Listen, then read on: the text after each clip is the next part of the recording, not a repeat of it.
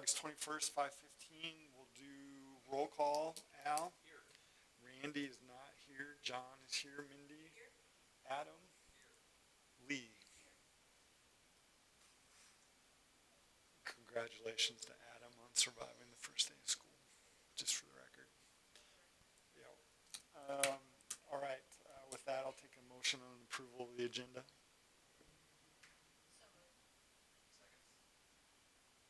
Any changes? Anybody wants to see? What item are you guys? That's what I figured. So, yeah, we'll just move up. We'll move hockey up to item number 6, and we'll put tennis right after that.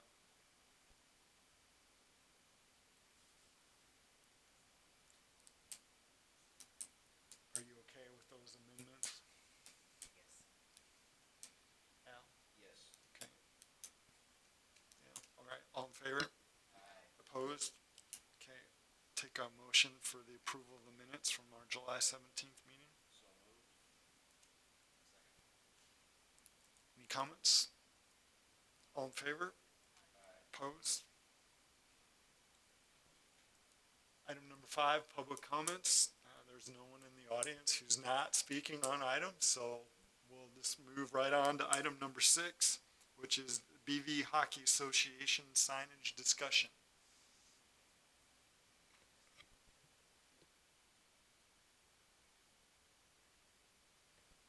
I'm Tom Grunick, president of the Brandon Valley Hockey Association. My address is 1901 South Archstone Circle in Sioux Falls. I'm here to get some guidance on signage for the building. Obviously, it's being built. It's almost done. We need just, I guess, some clarity and some on the signage, and then maybe some options. So, unfortunately, I didn't have the drawings done in time to submit to you guys, but we were thinking 20 by 5, 20 foot by 5 foot over the entrance, which is about 100 square feet, I think it is. Like Sioux Falls uses guidance of like or Minnehaha County uses guidance of every linear foot of the building is 2 square feet. Is Minnehaha County's guidance on signage on buildings. I don't know what Brandon's is, and so there's some other things I was wondering too. We have a sign down at the other park right now. We're wondering if we can move that over as well. Do we have to have approval for that, or is it already kind of grandfathered in? A couple questions, sorry. We'll have city staff tackle the first part there. So, in the Brandon zoning ordinance, the most recent version on the website, you are institutionally zoned. So you would fall under the institutional permanent sign standards on page roughly 93, depending on if you have the new version or the old version, somewhere around there. So you are allotted for wall, roof, projecting signs, if it's attached to the building, signs. 3 square feet for 1 foot of lineal frontage. If you remember last year, you came in for a variance. So since Aspen Park Road is not officially a road, how do you determine street frontage off something that's not officially a road? So planning and zoning issued a variance. Your sign standard numbers will be based on if Aspen Park Road was a road. So that's where your frontage would come off. Based on if you're looking at 20 by 5, and that's just the main sign, and you had 2 that look kind of like banner signs. 2 banners on either side. It could be optional. Yes. So your limitation there is that you are given a maximum of 200 square feet. Okay. So it's possible you could come into planning and zoning and get a variance. Their issue there would be you have to prove a hardship. Hardships are difficult to prove. If it's an I want, it's generally a no. Is it linear foot of the building size, or is it? It's the lineal foot of the street frontage. And how wide is the front of this? It's a cul-de-sac right there, isn't it? Kind of a circle. My guess is you probably have the 200 square feet. It's decently length. I mean, we'd have to measure it out and get a plan that shows exactly your block, but I'm guessing you probably have the 200 square feet. Okay, because I think we're going to do the one over the top and then maybe 2 on the side, which could be possibly 300 if it's 20 by Yep. 20 feet by 5 feet on the, and then we'd also like one in the back because everybody's like, what's this building being built Yep. on the road? And we're like, well, maybe we should put one on the back, you know, also. So does that? Yep. So So- it'd be all the signs combined for 200? Correct. So your avenues are probably talk through a variance, or maybe you can sit down with planning and zoning. And maybe we have to amend the code. Institutional is somewhat new, so as with everything new, you kind of, work it out over time, what makes sense and what doesn't. So Okay. maybe they'd be open to, you base your wall signage on the size of the lot versus just the street frontage number. But right now, as it stands, you would have 200 square feet. Okay. And then what about the current sign that's down at the other park? Can we move that one to this park? Or do we have to get also permission and signage? Is that hooked on to something, or is it a freestanding sign? Freestanding sign. If it's a freestanding sign, there is no cap on freestanding sign, but it is a 1-per-1 on street frontage. Okay. So, assuming it meets that in conjunction with every other freestanding sign you want, it meets your number. Yes, as long as there's nothing.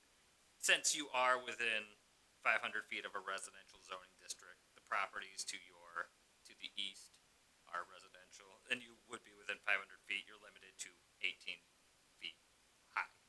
Okay.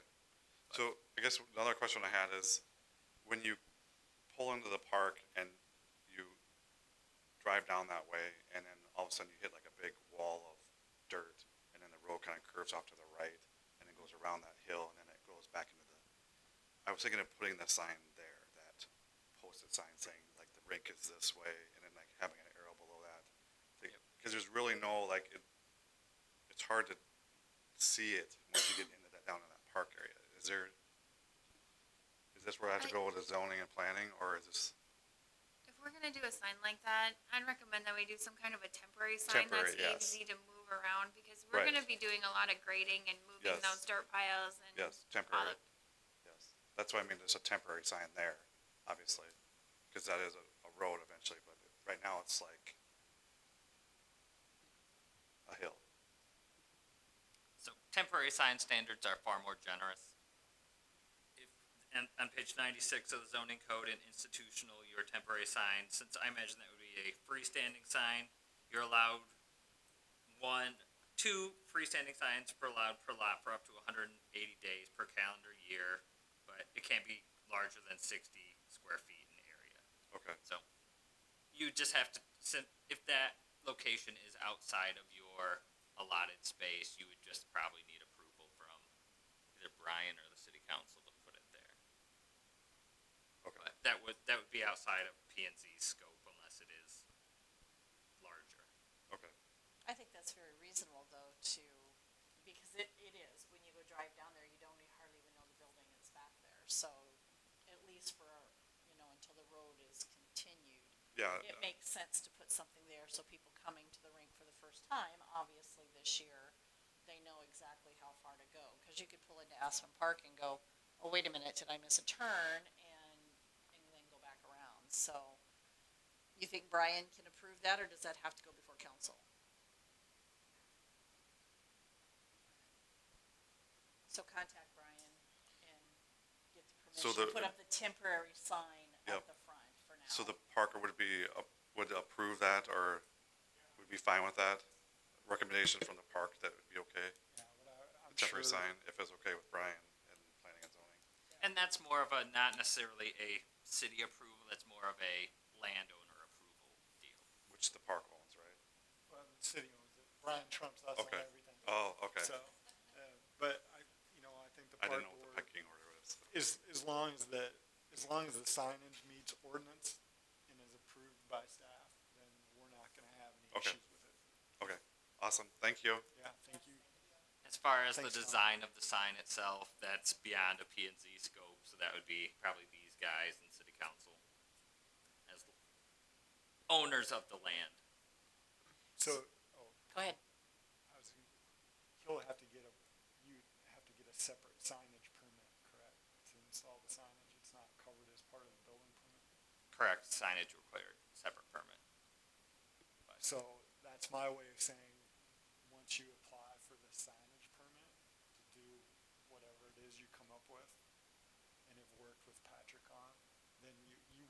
end up back in front of us to sign off on it. Yeah. I just wanted to know when it was gonna be ready for our skaters. They told me end of October, but then it got pushed back, so now we're looking at January, so it kinda threw a big wrench into our plans, so, yeah. Yeah, so, January's still better than June or July or, it's better than what we got now, so, so keep up the good work. Thank yep, you. you bet, thank you. Okay, with that, we'll move on to our next item, which is, tennis. You're up. Yep.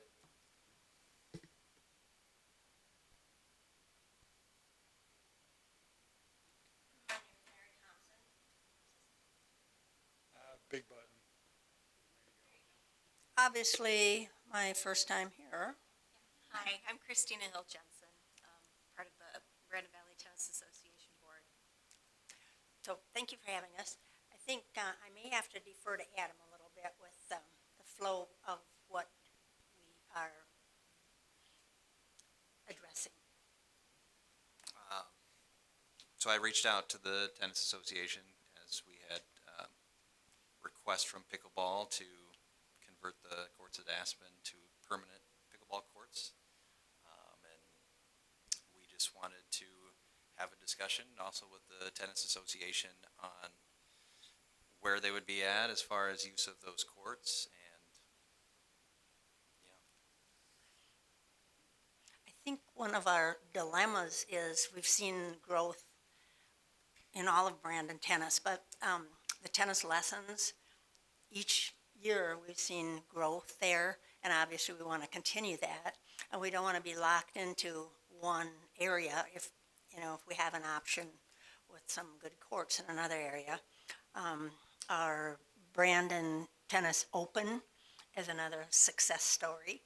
And in order to continue that, we want to keep that trend going of growth because we are getting a lot of participants, even from out of Brandon. So another plus.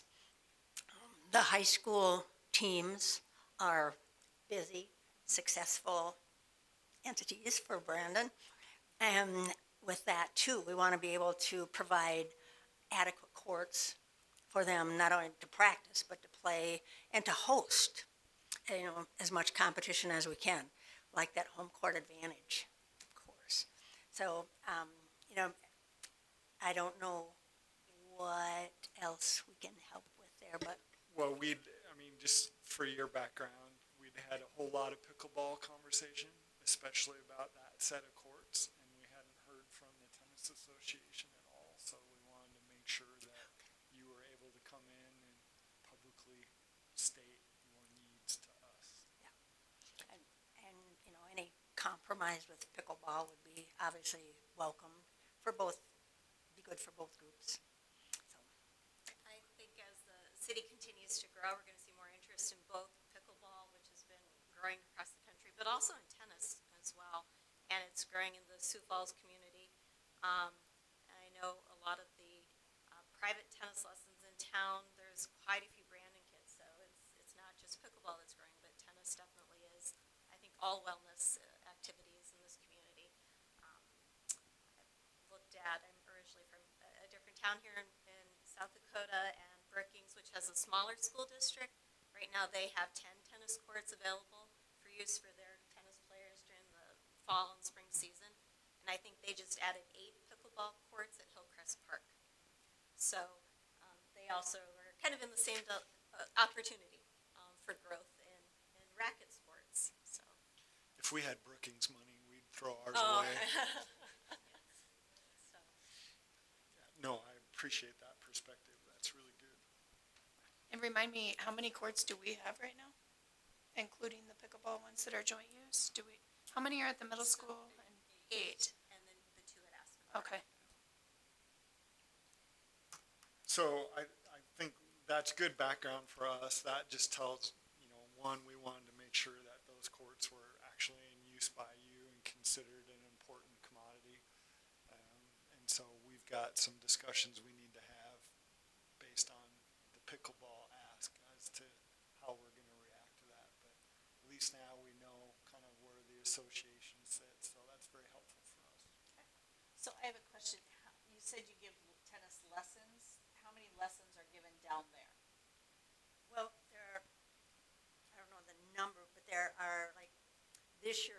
this year there were over 200 participants. Right, but I'm trying to decide how much the court is being used. So you're giving lessons, how many hours a week are you using those two courts down there for Oh, at lessons? Aspen, and I apologize, I do not have that information. I don't know the direct number. This summer, our tennis courts were resurfaced, so, I don't know how directly all those numbers are reflected, and our director, guess may know that. I don't. Oh, Sorry. okay. Yeah. So the middle school ones were being refinished, so then you used the other ones, so. Yeah, we're just trying to determine, usage. We don't have it in our budget to put in separate new pickleball courts or new tennis courts. We just don't have any money. So, we're trying to come up with a solution that pickleball is growing, as you said, and tennis is growing, and everybody wants and needs the space. How we can determine the best use of the space, how many hours it's being used for pickleball, how many hours it's being used for tennis, to kind of weigh which direction we need to go. If we need to make it primary pickleball with tennis ability, or if we need to leave it as full-time tennis with pickleball ability, so we kind of need to weigh those factors in there, because obviously we would love to see both, but from what I understand, it's pretty hard for pickleball and tennis to share. I mean, it's not impossible. We've been doing it, and it's been working, but it is challenging. So, We can certainly get that information for you. We can, Laura Wong is our executive director, and she has all that data okay, for, what we use for lessons and et cetera. sure. This summer was a bit of an Yeah, anomaly so we because probably of that, wouldn't but want to look at this year necessarily. I mean, it's good to know the numbers, because, you do have to resurface every so often, so I mean, it is good to know that, but it would be, on a typical year, it would be nice to know how many hours a week it is being used, and we will certainly ask the Pickleball Association the same thing, how many hours those associations use it. Any get that for you. information you can give us to Yes. support your needs would be greatly appreciated. Yes, will do. thank you so much. Thank you. Thank you. Okay, sir, what item are you here for? All right, good thing that's up next. So next item is special event application for disc golf. Please come up and introduce yourself. Yes, my name is Andrew Cloud. I'm the president of the Big Sioux Disc Golf Club. As it says in our application, we have the state event in the area this year. I believe the last time the state tournament was in the area was 2019. Our original plan was to hold it in some of the courses in Sioux Falls, as well as Big Sioux Rec, the state park. With all the flooding that came through a couple months ago, that course is not fully unplayable, but not ready for competition. So we're pivoting to the Hidden Valley Golf Course. We're going to be renting out that for the event. We would like to use as much of the Brandon Disc Golf Course existing infrastructure as possible. And since those properties are adjacent to each other, we figured we would like to use as much of Pioneer Park as possible. Devin, any concerns? Nope, and I talked to Bassa Soccer, and that date they're fine with. They don't have anything going on down there. So we are all good from our end. That's a Saturday, correct? September 8th? The event is Saturday and Sunday. We would only be using it on the Sunday. Oh, okay, thank you. Any other questions for Andrew? Yeah, it's great. Okay, can I have a motion?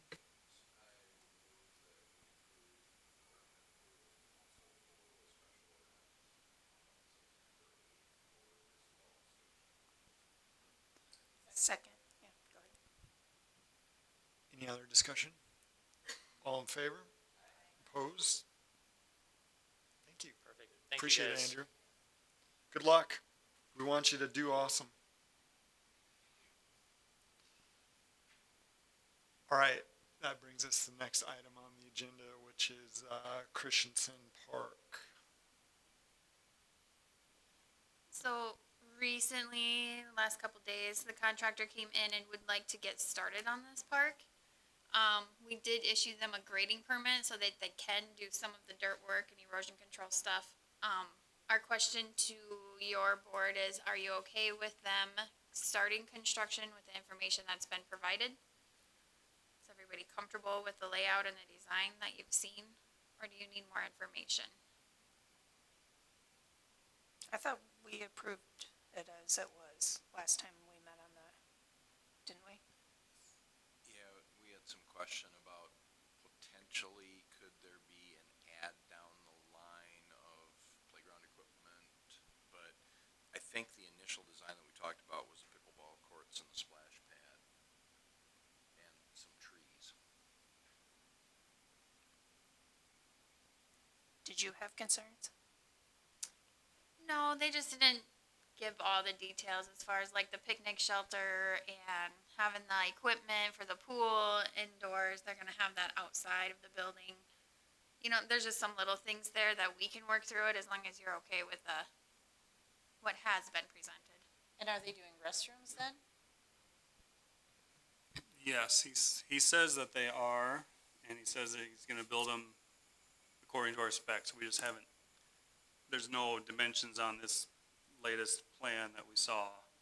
And we wouldn't have seen it had it not been for them coming in to get a grading permit, things like that. So we were, just wanted to get a few guys quick so that it kinda just came out of the blue, I guess, really all of a sudden that they were gonna get going, so I wanted to run it by you again. Yeah, no, thanks for that. I mean, I think from my perspective, the board was, I mean, since these are amenities that are being dedicated to the city, we weren't gonna sit there and pick apart the program they were presenting, right? As far as playground versus a splash pad, you know. I think they made the argument that they really wanted the splash pad, but what we did say was everything that was put in has to be reviewed by staff and signed off on, right? As far as the maintenance and the operations of it, so I don't think that's changed. Just because they're in a hurry to do what they gotta do, I think you should still be able to see all the splash pad equipment and the shelter type and have all that signed off on before they start purchasing stuff. Otherwise, they do it at their own risk. And I know, just on a side note, from some of the code things that we've been going through in Sioux Falls with splash pads, that there's a lot of electrical ins and outs when it comes to the shut-offs and the controls for that. So, and it makes me even more concerned that it's all going to be outside. So we'll have to make sure that. Have you seen, I mean, just the combined, it's combined pool and spas that is doing it, and we talked to them just briefly, and he said that they recommend putting all this outside in a fenced-in area. What have you seen, I guess?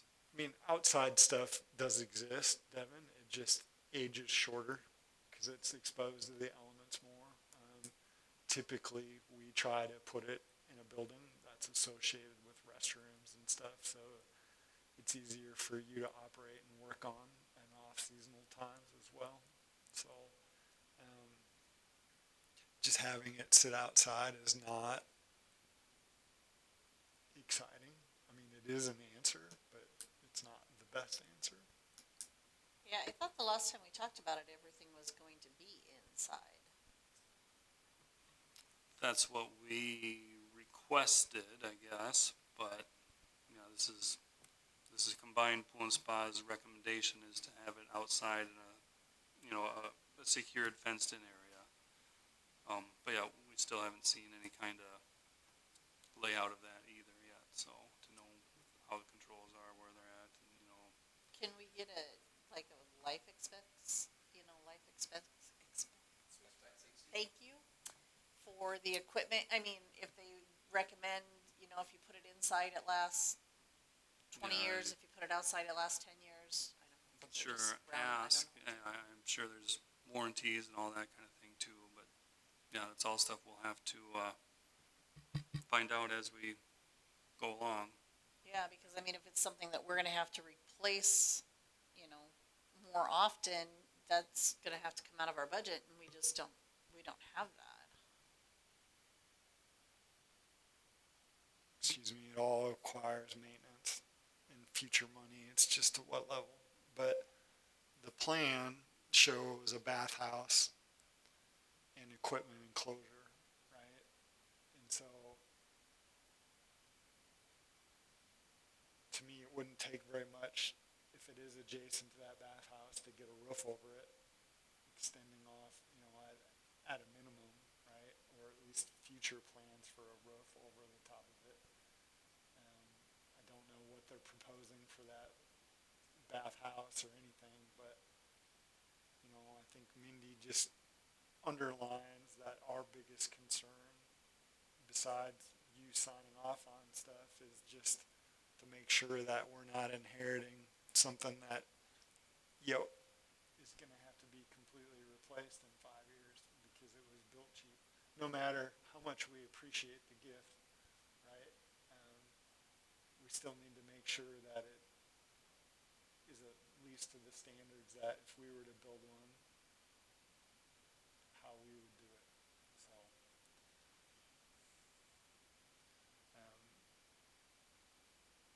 So I don't think our position on any of that has changed at all.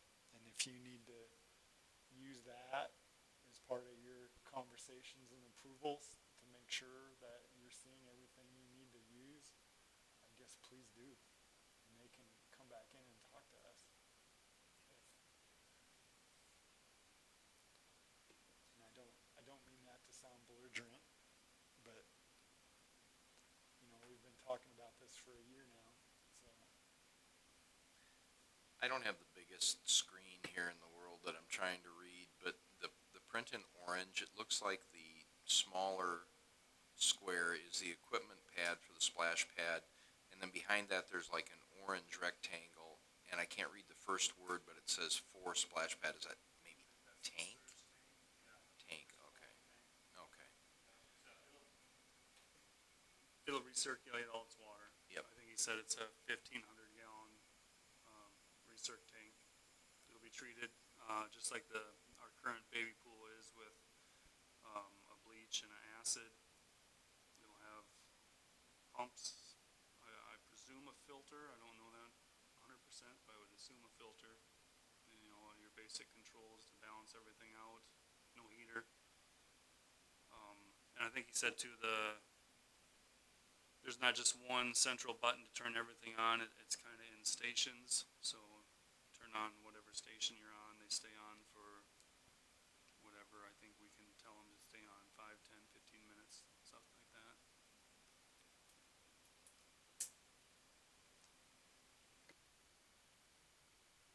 I don't think we need a formal motion or anything. So let us know what else we can do to be of assistance and all that. Any other comments from the board? Okay. That moves us on to summer recreation into your report. Nothing other than the report, I guess. She typed up a nice report. I don't really have much to add to it. Sound like it went well. We didn't get called much, so that's always good.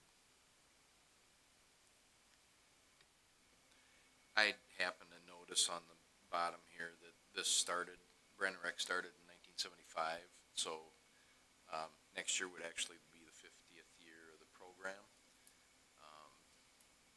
Don't know if there's some kind of recognition maybe we want to think about for that group at that time.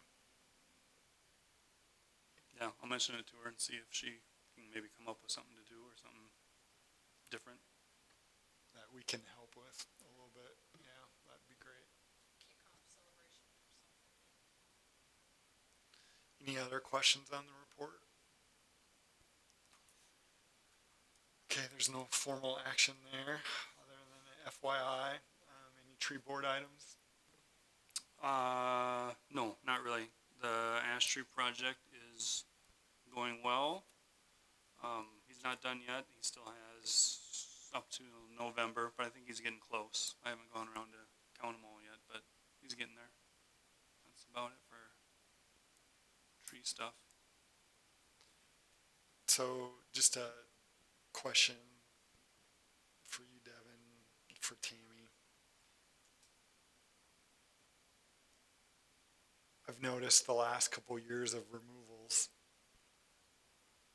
that with the removals, there hasn't been much for replacement at all by the homeowners or business owners or whoever.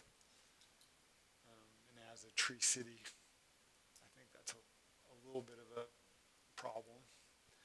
I mean, I know it's had some pretty significant impacts in some neighborhoods that went from a fair amount of tree cover to none.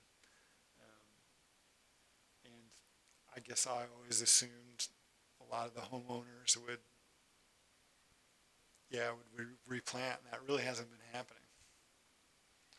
So, I guess it's a statement more so, or a observation than anything, but I don't know, it would seem to me that we'd want to think pretty hard about promoting some sort of plan for replacement of those trees since we've promoted their removal. And it's only going to get worse as some of the trees get removed on private property. Yeah, I guess we have neither encouraged or discouraged people from replacing their trees. We give them the choice to plant a new tree or you fill it in with and seed it with grass, and that's kind of as far as we take it, I guess. I haven't done a statistical count, but I bet you for every 20 trees removed, there's only one new one going in. It's a pretty low ratio. So it's kind of sad, actually.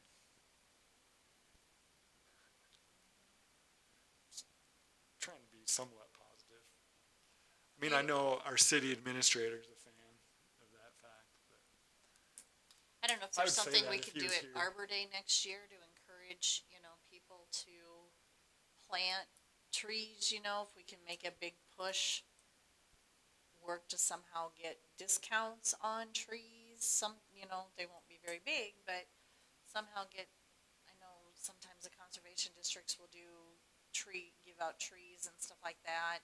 Is there any way that we can do something next spring with Arbor Day We haven't done Arbor Day this year. I know we haven't, but next year would be a good opportunity to do it actually on Arbor Day. well, to promote stuff, I mean, I'm kind of thinking about, a lot of the water saving stuff that we've done as a community, right? That there's something in tune with that we could do. So Water Conservation Committee did change into a conservation committee. And after Sioux Valley Energy did their bare root tree giveaway, we talked about doing something kind of the same way and doing it maybe around Earth Day because we have our river cleanups and our Holly Boulevard cleanup those same weeks. And so we were working with Minnehaha County Conservation District to see what it would take for us to buy some bare root trees or to go through Oak Ridge too. It seemed that Damien's on the committee, so we've had discussions about it and we do have a budget for doing some things like that. So I think that will be coming as well.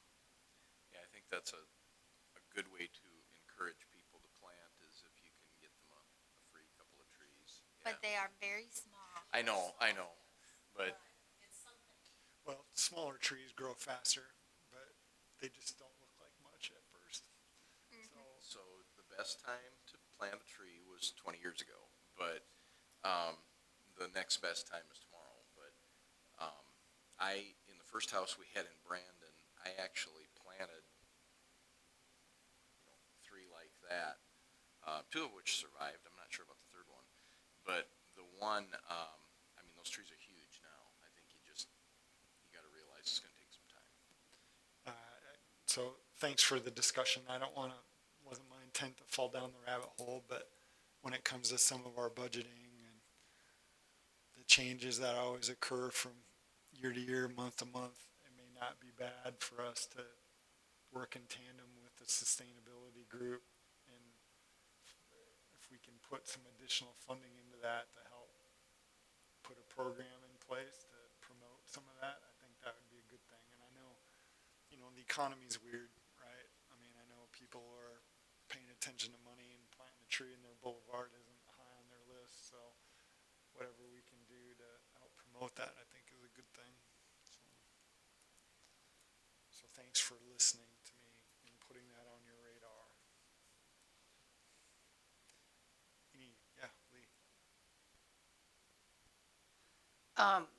Chris Brown reached out, but he said he talked to you afterwards about some potential other concrete for the state amateur tournament. But I know he also said that they were happy with what was done down there for the disability ADA compliance.